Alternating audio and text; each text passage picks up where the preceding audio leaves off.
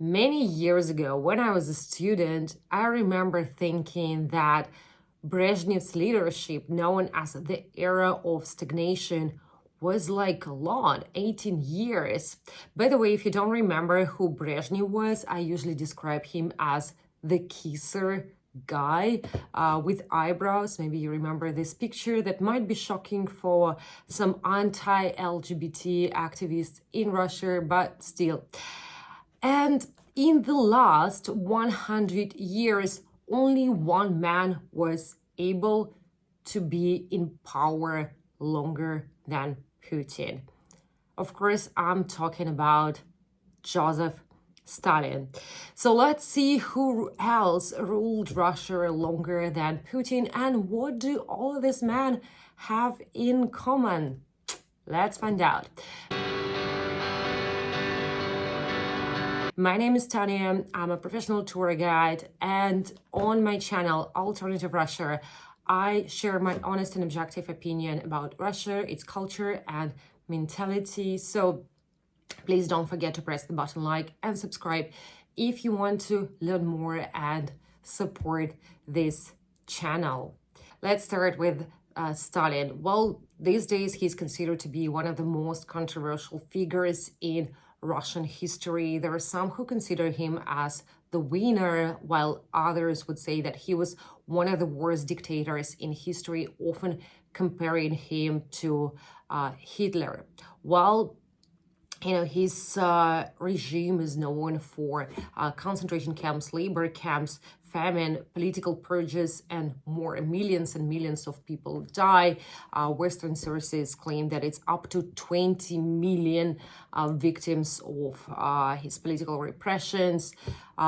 In Russian sources, it would be nearly 2 million people. Nevertheless, in my opinion, there's a quote that describes his regime pretty well.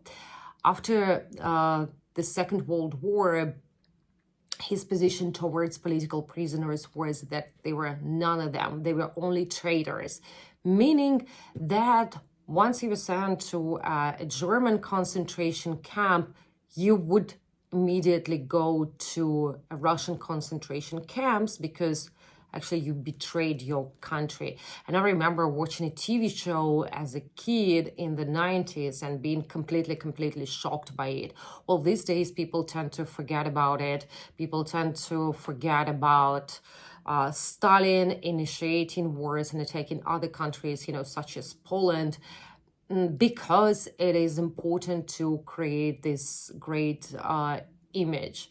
But as a Russian, once you go outside, you see a completely different vision and picture from what it was told. But to be fair, when I was a student, when I was even at school, there was also a different narrative from what I'm able to hear these days. How do you consider Stalin? What would you say about his regime? Would you put him as one of the worst dictators in history, and why? The next person is Peter the Great. His regime would be considered as the brutality in the name of progress. So Peter the Great was in power for 43 years, but to be correct, he was in power for 35 years, meaning that his sole rule was only for over 30 years, which is still a lot.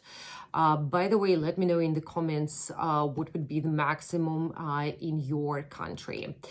So we have an expression in Russia that St. Petersburg, obviously founded by Peter the Great, named after him, was founded by blood and bones, meaning that the creation of St. Petersburg was the cost of millions of people.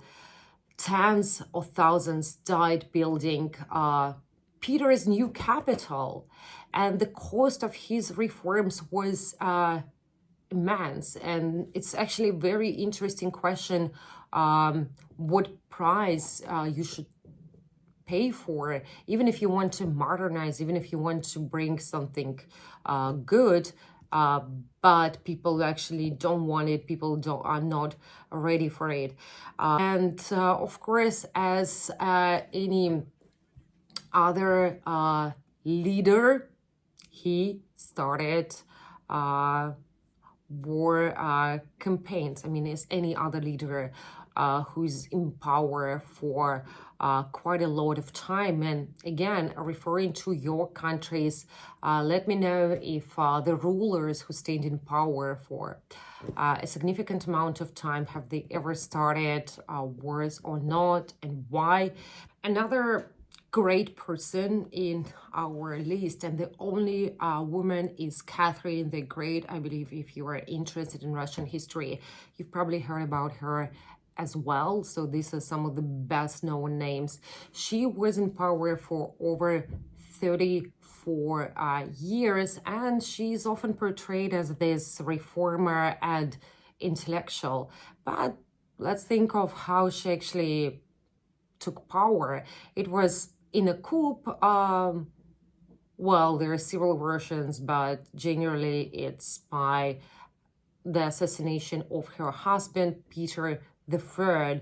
In fact, Catherine the Great wasn't supposed to be in power. She was German, she was in Russia, and as in any other country, that would be men becoming the rulers of the country. So the power was inherited by men. But, you know, Catherine was a pretty ruthless and ambitious lady, and she also started wars like Russia-Turkish War, Polish partitions, Russia-Persian War. And her military campaigns expanded the Russian Empire, but obviously caused immense suffering. So reading these days, like, you know, after years of studies, it seems to be there was definitely an image, a certain image created in history books and later on. But in fact, serfdom, Russian type of slavery, was expanded, binding millions to a life of servitude. So it is also interesting to think of the narrative that these rulers were able to create back then, because even now we live in the world where people have access to the internet, even with the limitations and everything, but you are able to read a lot and watch a lot more than people used to, as back then, and what do we have now. And, you know, for years in history books, it was often important, especially in the countries like the Soviet Union, to show that the rulers in your country were the greatest, were the best, and you have to be proud of it. And generally, this is what you will be able to hear more or less in most of the countries about the greatness of the past. So you would be patriotic, so you would be proud of it. Let me know if it's the case with your country or not. Another person in our list, which is also one of the best known ones, is Ivan the Terrible. 37 years of fear and cruelty. Well, generally, you won't be called the Terrible without any reason. So it's believed that he killed his own son, and there is a famous There's a famous painting of Ivan the Terrible killing his son. His regime was known by his temper and cruelty, and inflicting terror all over Russia. It also marked by the creation of a Prichnina, a secret police force, unleashed widespread violence, killing, suspended disloyalty.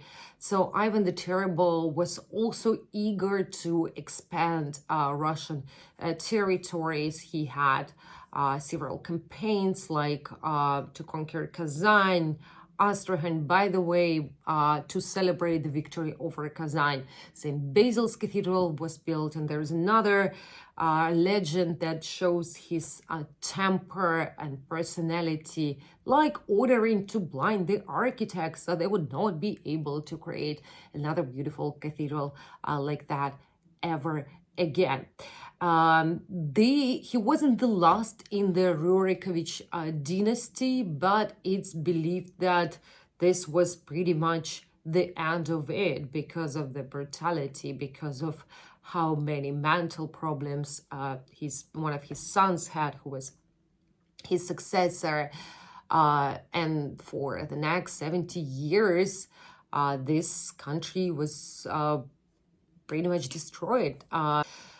And then the next person comes, who was also in power for over 30 years, and it's Mikhail Romanov. He was in power from 1613. This is actually the beginning of the Romanov dynasty and the last dynasty in Russia, till 1645.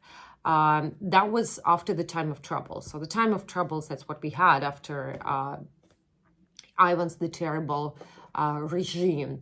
For Mikhail Romanov, it's considered that he was able to increase autocratic power of the monarchy. And, in general, in Russia, there was an idea that the Tsar, he was blessed by God, he was sent by God. So people actually had no question back then about this autocracy. They really believed that this man deserves more. And especially, again, if you read some of the memoirs and everything. He also had wars like Smolensk War, Russia-Persian conflict. Pretty much the same situation was with his son, Alexey Romanov, over 30 years in power, 31 years of expansion, and also kind of repression. Although in Russian history, in Russian tradition, I'd say that he's considered as this kind of kind person in school, but later on you learn that his reign also saw the expansion of Russian territory, but it also had the formal consolidation of serfdom. Again, serfdom, Russian type of slavery. Peasants were not actually considered as equals, so for centuries many people didn't really worry much about the rights and everything. Something happens to them, who cares? So the system was bound by millions of peasants, and it was reinforcing strict social hierarchies, a hallmark. And again, I'll remind you that the story that we learned today, it wasn't told by peasants, it was told by people who had power, who were in power.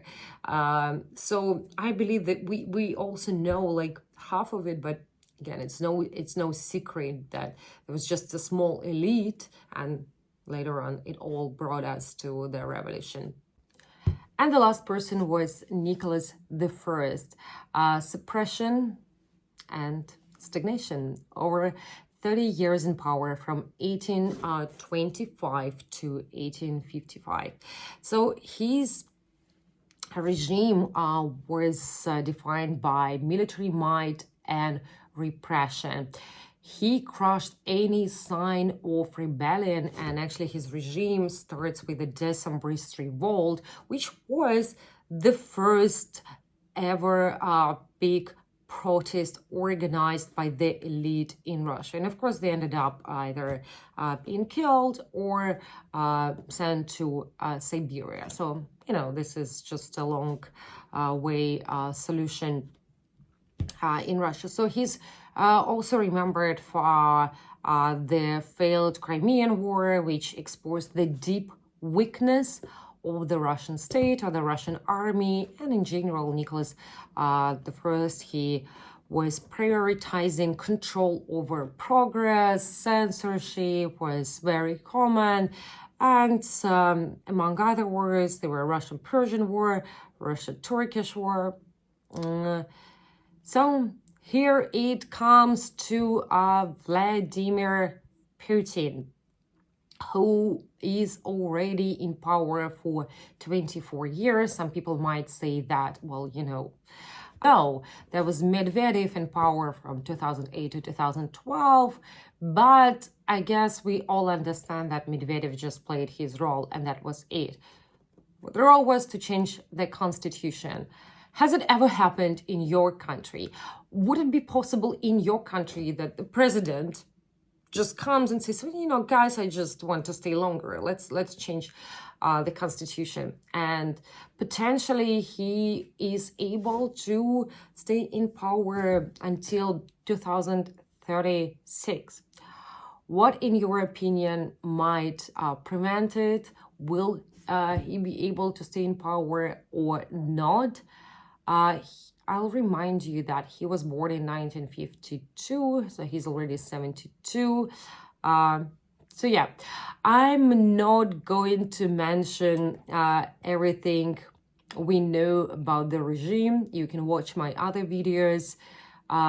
You can write me in the comments your thoughts, because I know that whatever I say about more modern events, there will be just people saying that I'm stupid enough not to know what happens in the world. But if you want to see part 2, where we will talk about modern leaders in other countries who are actually in power than longer in power than Putin, let me know in the comments. If you enjoyed this video, please don't forget to press the button like and subscribe. I hope you can see that I'm trying to increase the quality of these videos, to invest more time in it, but of course it won't be possible without your support. So if you want to help this channel, you can make a contribution on Buy Me a Coffee, Patreon, and other platforms. The links are in the comments and in the description. So far, this channel doesn't have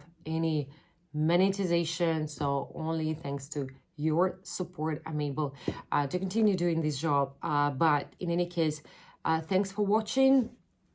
And I would like to hear your thoughts about rulers being in power for so long.